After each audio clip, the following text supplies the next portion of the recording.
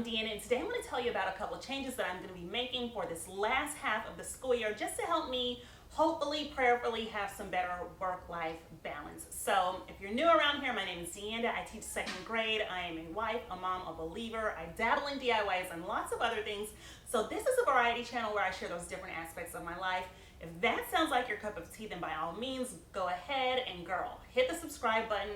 While you're at it, give this video a thumbs up. I appreciate you for doing it, and let's go ahead and get into it. So just a couple of small things that I'm doing. Number one, I am stepping back from social media just for the beginning part of the year. Happy New Year, by the way. Today is January 2nd. And I can think of maybe 2 or 3 years so far where I've just kind of taken a break from social media at the beginning of the year to really help me get focused and aligned with and just in tune with like what I need to focus on and what I want to accomplish and do for the year ahead. And so last year I took about almost 4 months off of social media, and it made a remarkable difference in just freeing up a lot of my time. I kept a journal each day where I just wrote about things that I observed or noticed or how life was just different with being away from social media.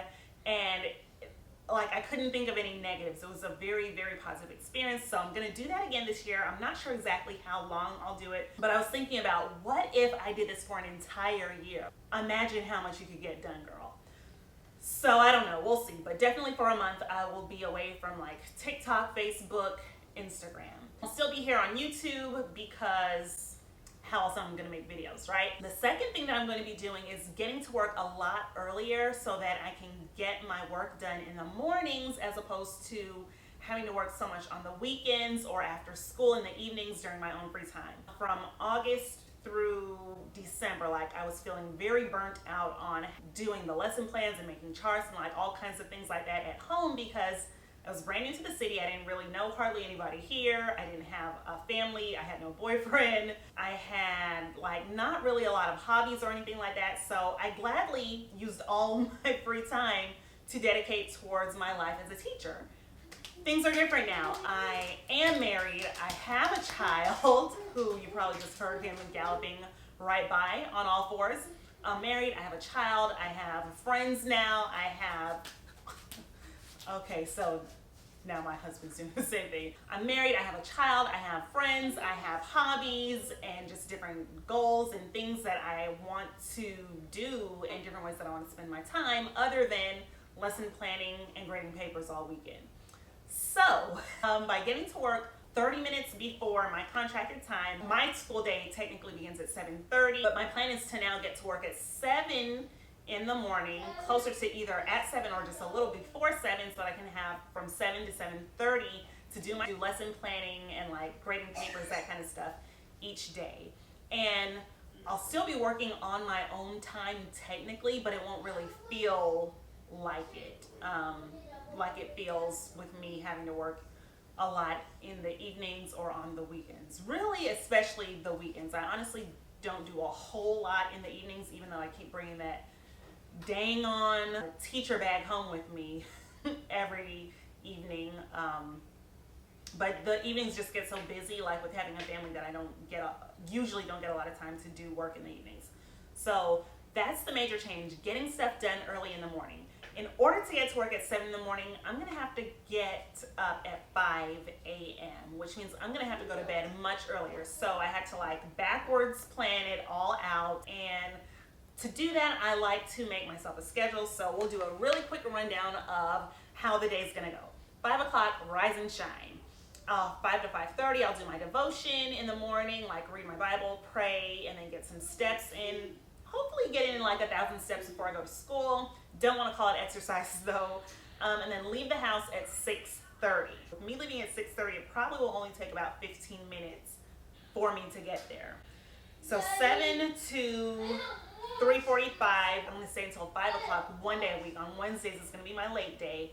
That's gonna be my teacher life. 4:30 to 5:30, come home, cook dinner. 6 o'clock, have dinner.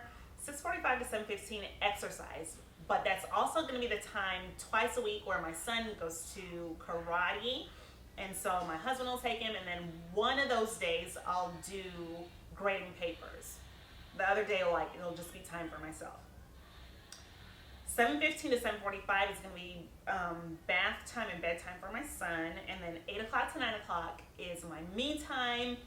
And on my schedule, I have two different chunks for me time. So one chunk of the me time things are self-care ideas, and then the other chunk of me time are like working towards achieving goals. So for example, my self-care me time ideas are Bible study, bubbly pedicure, Cricut crafting, and hand lettering. And then also photography. I've started learning how to do photography last year. I love it, and I just don't get a chance to do it as often as I would like.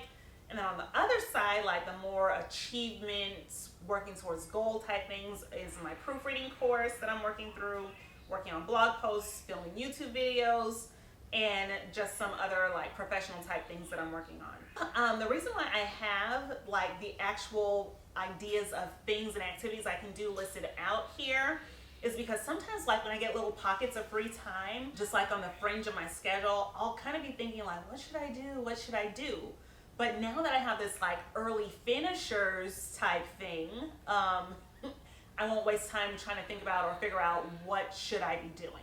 I have that 1 hour of me time, 8 o'clock to 9 o'clock, and then 9:30 to 9:45 is gonna be my unwinding time, just a few minutes to kind of like relax when I get in bed. So I like to do journaling and then take care of my nails, just like a cuticle oil that I make and just kind of like rub it in and make sure my nails are like moisturized and growing and all that good stuff.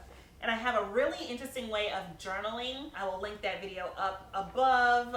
It's on my other YouTube channel, Everyday Deanna Blog, but it's a great way to unwind. And then at 9:45 is when I just unplug and it's gonna be lights out and I can get enough rest if I actually stick to this schedule. And the things that I'm doing, like they all really work together. I won't have that much free time if I don't intentionally get off social media. I should have better self-control when it comes to that. I have to work towards that, but I just know that if I like cut it off cold turkey, it frees up so much time in my day. And then sticking to the schedule, making sure I can get to bed on time so that I can get up in the morning on time and get to work on time, like it just all kind of flows and goes together.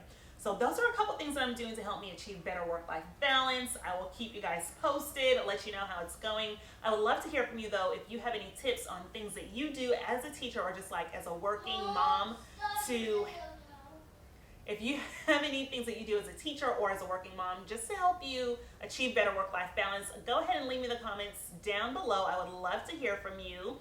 And let me know if you are already doing any of the things that I mentioned in this video. So thanks so much for watching, guys. Remember to give it a thumbs up if you haven't already. And I will see you down below in the comments and in the next video. Bye.